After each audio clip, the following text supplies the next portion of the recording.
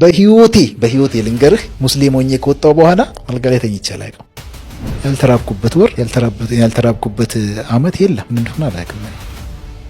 ወላሂ ሽንት ጨርቁን በማሸትበት ሰዓት ወላሂ ራስ ምታት ይተወኛል።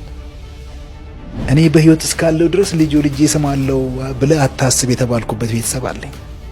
ዱንያ ነገ ከነገ ወዲያ ልሞት እችላለሁ። ነገር ግን ከአላህ ጋር ያለኝ ነገር ከተበላሸ የዘላለም ሞትኩኝ የምለው የዛኔ ነው። ህይወት የምለው በቃ እስትንፋሴን እስልምና ነው። በቃ የፈለገ ነገር ቢሆን የፈለገ ችግር ይመጣል፣ የፈለገ ነገር ቸገራለሁ፣ ማደሪያ ጥቼ ስንት ነገር ውጪ እንትን እያልኩ ለራሱ እያደርኩኝ ከአላህ ጋር ያለኝ ነገር ብቻ ሰላም እንዲሆን ነው ፈልገው። ከዘራ ይዞ ነገ ሞት ዛሬ ሞት ብሎ እንደሚሄድ ሰው ውስጤ ጎብቷል። ሐቂቃው ረበል ካዕባ ምንም ብር የለኝም። እጄ ላይ ያስቀረውት 50 ብር የለኝም። እዚህ ቃሊቲ እንትን ላይ ተወሰደብኝ ኑሩክ ፍተሻ። ከዛን እዚህ ጀርመን አደባባይ ላይ ወርጄ ነበር ወደ ቤት የምገባው። 50 ብር እጄ ላይ የለም። ያለኝን ሰጥቼ ተነጋግሬ ያለኝን ጉቦ ከሰጠውኝ በኋላ አሳልፈሃለሁ ብሎኝ ሌላ ሰው ልኮብኝ ያዘረፈኝ ያስወረሰኝ ታውቃለህ። ደህና ብርጄ ነበር የዛኔ። የታባቴ ልግባ ልጅ ያለ ቤት እንዴት ላድርግ? በቃ መሆኑን አጣው። ቤት ውስጥ እንደዚህ የሚበላ የተወሰነ ጊዜ አለን። ለራሴ ነኝ አስፈጭቼ የማስገባው ምንም ምለው በቃ ደህና ኑሮ እንትን እያልኩ ነበር። በኋላ ላይ በቃ አሁንም ያ ችግር መጣ እንደገና። ልጄ 7 ወር 8 ወር ምናምን ሲሆነው በቃ በጣም ተቸገርኩኝና አንድ ቀን ወላሂ በህይወቴ የማረሳውን አንድ ሰው በዚህ አጋጣሚ ይችን ፕሮግራም እንኳን አይቶ ወላሂ ሊያስታውስ ይችላልና ቶፊቅ ዩሱፍ ሙነሽዱ። ኦኬ ቶፊቅ። እሺ እሱ ወላሂ አላህ ኸይር ጀዛውን ይክፈለው። እኔ በህይወቴ በቃ ፌስቡክ የሆነች ትንሽዬ አይቴል ስልክ አለኝ አሮጌ ተችናት። በሷ እየተጠቀምኩኝ እሱን እዛ ላይ ያየሁት ነሺዳውን አውቃለሁ። ጻፍኩለት። አረፋ ደርሷል። የተወሰነ ቀን የቀረው ቤት ውስጥ ምንም ነገር የለኝም። ያችን ስልክ ለመሸጥ 500 ብር የሚገዛኝ የለም። ተሰባብራለች። ከዛም በኋላ በቃ ልሽጣት ብዬ እሷን እንትን እያልኩኝ ያ መጀመሪያ አንፎ ላይ እንደዛ እሱ ጋር የነበርኩት ልጅ ያልኩህ አዛን ስልኳን ወስዶ ሲያሳይ ስልኳ አይቴል ናት እንጂ ኦሪጂናል ነች። እስከ 2000 ብር ድረስ 1500 እንደዚህ ገመቱለት። እዛ እንደዚህ ይሸጣልኝ። ቆይ አልኩት። እሷን ያስኩኝና እዛን ቀማታ ላይ ቶፊቅ ዩሱፍን ሳየው ጻፍኩለት። ፌስቡክ ላይ ሜሴንጀር ላይ ጻፍኩለት። ጽፍለት አዘነ። ወላሂ አዘነ በጣም። እዛ ስልኬን ላክልኝ አለኝ። ስልክ ጻፍኩለት። አናገረኝ። ከዛን እሱም ባለቤቱ ወልዳ ይሁን እንደዛ አላውቅም፣ አላሁ አለም እንደዛ መሰለኝ። ሆስፒታል ላይ ከሆስፒታል ሊወጣ ሆስፒታል ነው ያለው። በቃ ብር አስገባልሃለሁ አለኝ። አይተው አልኩት። አሁን በቃ ስልኬን ልሸጥ ስለሆነ ስልኳን ልሸጥ ነው። እኔ ባልሙያ ምንም ነገር የሚበላ ምንም ነገር የለንም። እዛ እንዳትሸጥ አለኝ። እሺ ብዬ ጠበቅኩት። እሺ ብዬ ጠበቅኩት። ነገ ነው በዓሉ የረፋይድ። እስከ ጧት ድረስ አላከልኝም ነበር። ከዛም በኋላ የሆነች ትንሽዬ ስልክ እሷ ነበረች። እሷ ውስጥ ሲሜን ከተትኩኝና ስልኬን ሸጥኩኝ። ስልኬን ሽጬ ልጁ ብር አምጥቶልኝ 1700 ብር ተሸጠች። በእሷ ተደስተን በቃ የሆነ ነገር እየገዛዛው እያለ ተደወለልኝ።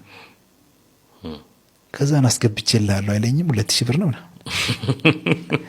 ወላሂ አላህ ነው የሚያቀኝ። የዛን ቀን የተደሰትኩት መደሰት በቃ በጣም ሆኖ አጣ። ተደሰትኩ አልኩ። በቃ በዛ ዋልን። በጣም ቆንጆ በዓል ዋልን። የዛን ቀን ሰፈሩን ቆንጆ ነው። ከዛን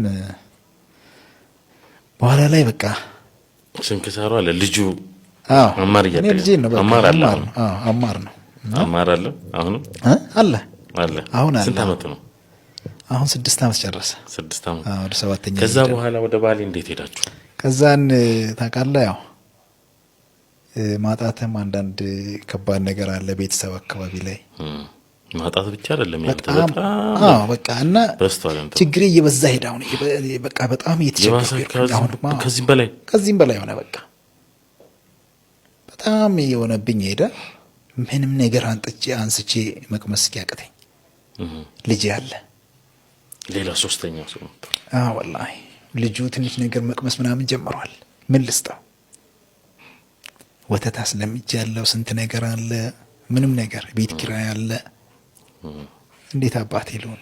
በኋላ ላይ በቃ ወላሂ አንድ ቀን አስታውሳለሁና አልቅሶ አልተው ሲል ጎረቤት የሆነ መስኮት ላይ ታውቃለህ ነገር ሲያልፍ በቃ አልሐምዱሊላህ አላህ ዛሬ እንትን ብሎኛልና የሆነ እቺን የምታክል ነች ሩዝ ሰርተውለት የቀረ ሩዝ ነው። ቆይታለች እዛ ላይ አቧራ ነገር ፌስታሉ እንትን ብሎ ሱቢ ሰግጄ ነው መጣው። ልጄ ያለቅሳል፣ ርቦታል። ምንም ጡት የሚወጣት ነገር የለም። ምን በልታ በቃ እኛ ውለን እናድራለን እኮ ከሚገርምህ ምንም ነገር በቃ ያለ ምግብ ወላሂ እኔ ረሃብ ምንም ነገር ረሃብ ሰው አይገድልም። በነገርህ ላይ እኔ ረሃብ ሰው ገደለ ቢባል ኑሮ 1000 ጊዜ ሞት እኔ ነኝ። 1000 ጊዜ ቢሞት ወላሂ አላህ በሚያቀኝ በቃ እና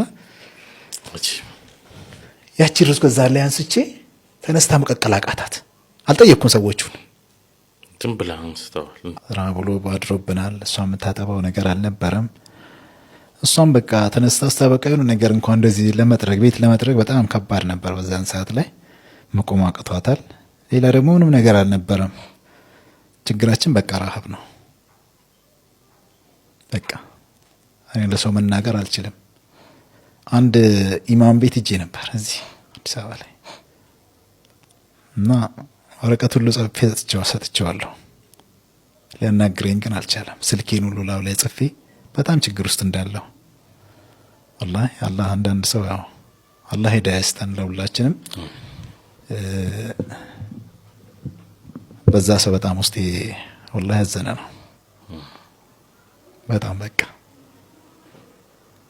እና ያችን ነገር ተነስቼ ሳበቃ በቃ ከዛ መስኮት ላይ ወሰድኩኝና ሰዎቹን አስፈቅጄ ምን አይደለም ወላሂ ሰግጄ እንደመጣሁኝ እዛ ጋር ሳይ አቧራ ፌስታሏ ምናምን በቃ አቧራ እንትን ብሏታል። ብድግ አደረኩ አየሁኝና እችን ትንሽ ጭብጥ ነገር ናት ቀቅዬ በጨው እሷን ነው በቃ ለእሷና ሊያጠግባቸው አይደለም በቃ ትንሽ ብቻ የማደርገውን የለኝማ ምን ላድርግ? የማደርገው ነገር የለም በቃ እዚህ ጋር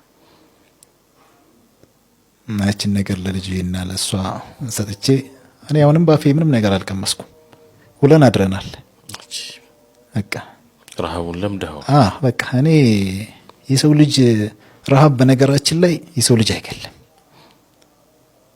ወላሂ እኔ አላህ በሚያውቀው የፈለገ ነገር በባል ዛሬ አሁን ረሃብ ሰውን ገደለ ቢባል ስንት ቀን ውሎ አድሮ